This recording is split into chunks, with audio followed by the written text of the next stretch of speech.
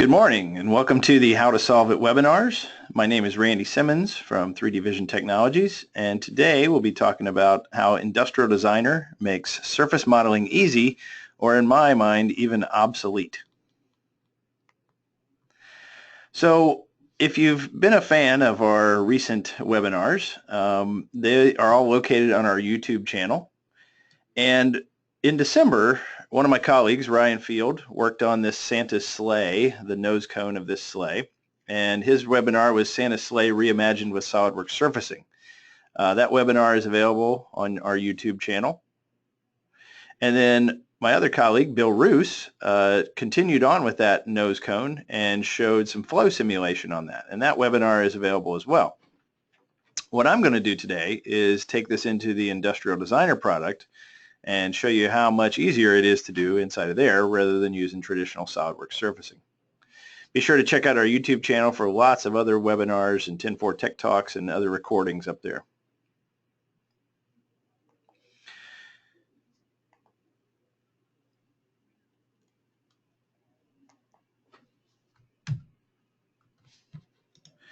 So in Ryan's webinar, he used traditional SOLIDWORKS surfacing, started out with some hand sketches, some artist renderings, brought those into SOLIDWORKS, ended up doing a lofted surface, a swept surface, and a filled surface. And once again, there's the link to his webinar. It is also just on our YouTube channel. If you go to YouTube and search for 3D Vision Technologies, you should be able to find that. But there's the full link if you want to get that.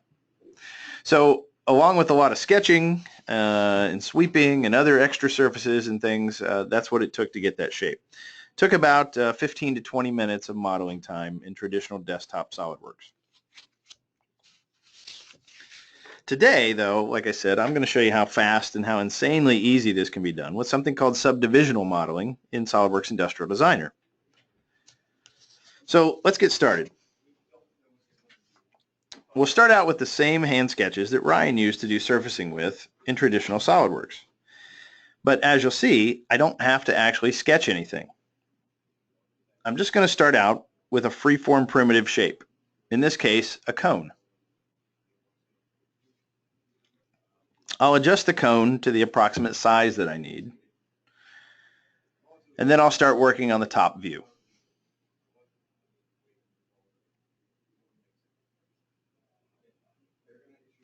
I'll of course apply symmetry so that anything I do on one side will get repeated on the other side. Now, I could of course model half of this if I wanted to as well, but it's really awesome to be able to see the whole thing as you go. Then it's as simple as grabbing the virtual hunk of clay with a manipulator and adjusting the shape to the underlying hand sketches. Super easy and super fun to do. No sketching, no building surfaces and trimming and hoping that they knit together. It's just you shaping the part the way you want it to look. So that looks great from the top view. Let's flip around to the side and continue shaping our model. Oops.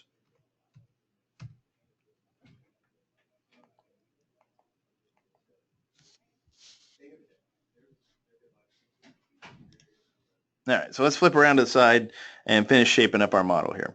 So once again, just grabbing the manipulator handles and pushing and pulling this shape exactly how we want to those underlying 3D or 2D hand sketches by grabbing points or curves on that sub-D model. Once I get in here to the bottom, I realize that really to make that bumped out area in the front of the bottom, I'm going to need some more control. So just like adding points on a spline, I can add a loop to the sub-D model for refinement. Now I've got extra points, extra areas, extra curves that I can control and get this shape the way I want. Just a couple more pushes and pulls, and we've got a great looking shape in a fraction of the time of traditional surfacing. As I rotate around, I see a couple funny flat looking areas on the nose maybe. If this was a traditional surface model, I would have to go back in, add more control curves, guide curves, etc., and repeat the process until hopefully I got what I wanted. Of course, in this sub-D modeling environment, all I have to do is grab somewhere and push or pull. Works just as well in 3D space as it did showing in top view and side view.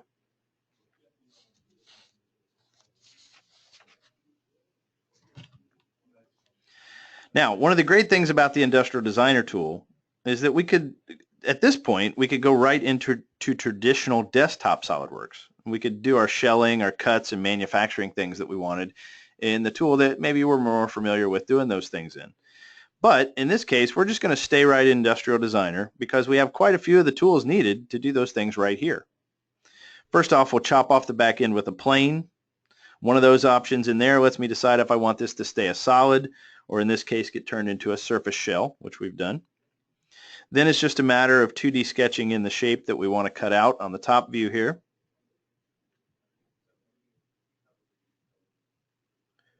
We'll extrude that up as another surface and then remove that from the shell with a trim. Since we did turn this into a thin shell, we'll add some thickness with our thicken tool to get this back into a solid. And this is one way to do it. You could, of course, kept it a solid and shelled it out. And then we'll take a look here at the finished results. Total modeling time to make this shape was about 5 to 6 minutes versus 15 to 20 minutes using traditional surfacing in SOLIDWORKS. Pretty amazing.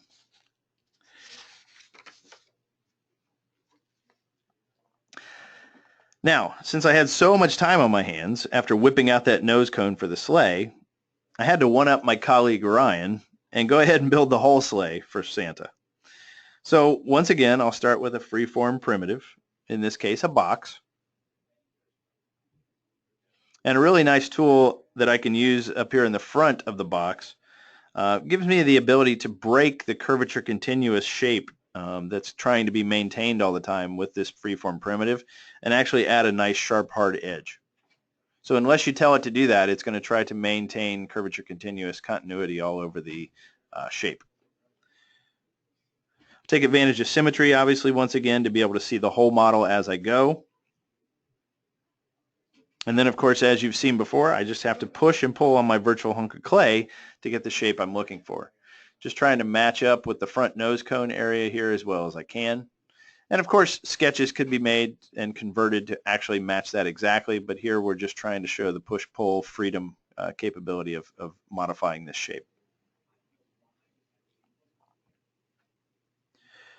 We'll keep on modifying this shape, but I should also mention that SOLIDWORKS Industrial Designer supports Wacom tablets. Those allow the user to actually draw with a pen on the screen, sketch out concepts. There's a whole sketching environment inside of here as well.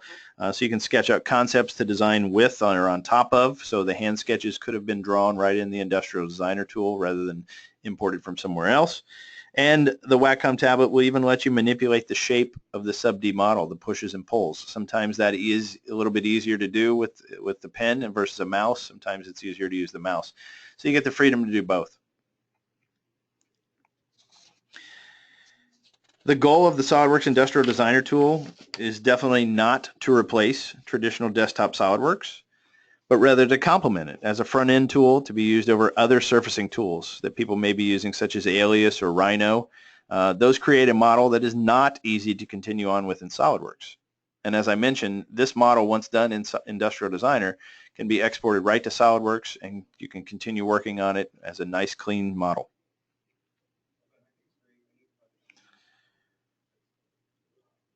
We'll do some 2D sketching on the top to make a cutout, just like we did before. Add some relations to that to get it nice and horizontal with the other, and cut this shape out. So all the nice freeform modeling capabilities plus traditional sketching and extruding and cutting that you're used to as well. So a lot of things can be done right here in the Industrial Designer tool. As you can see, it's incredibly fun, super easy to learn. Really 4 or 5 commands is all you need to really get started and do quite a bit in here. And the bottom line is amazing results in a fraction of the time, as you've seen. We'll go ahead and add a little more stealthiness and a little more shape to the back end of the sleigh here by just going back and modifying this freeform, pushing and pulling on curves or points. And I think we're pretty happy here with the shape. So there's Santa's sleigh version 2017, much sleeker designed. Maybe we'll have Bill run this in FEA simulation and flow simulation to see some wind tunnel tests on this guy.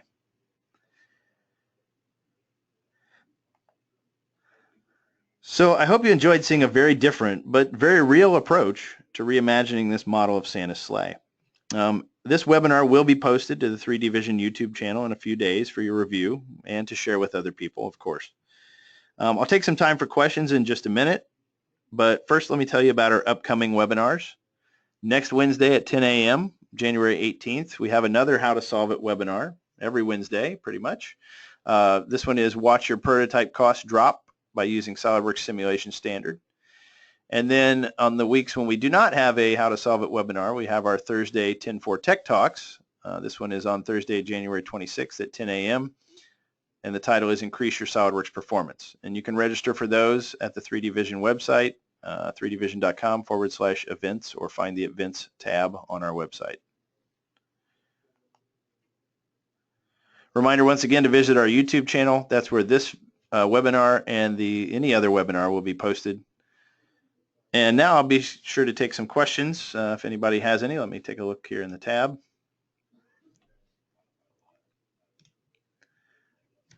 So I've got a question. Is Industrial Designer included in Premium, SOLIDWORKS Premium? No. Industrial Designer, SOLIDWORKS Industrial Designer is a separate purchase, separate package. It runs alongside SOLIDWORKS, traditional desktop SOLIDWORKS, but it is a separate piece of software.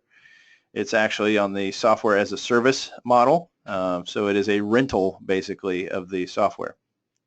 You can do a quarter, half year, a full year of that.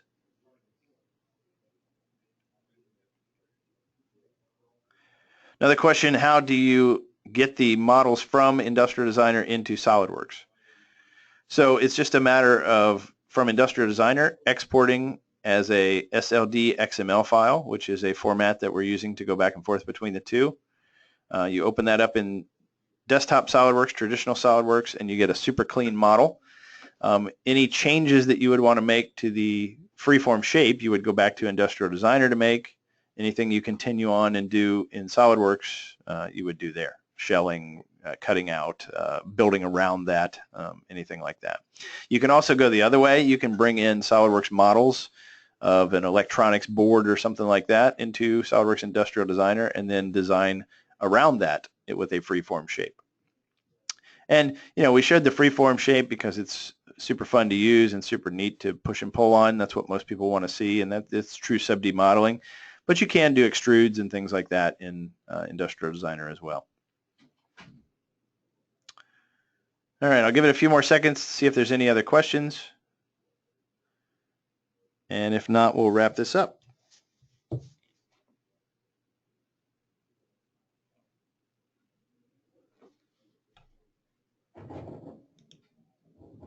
All right, well, thanks everybody for attending. And as I mentioned, this will be on our YouTube channel. Be sure to check that out, youtube.com, and then search for 3D Vision Technologies or use the link here shown on the screen. Thanks a lot. Hopefully you learned something today.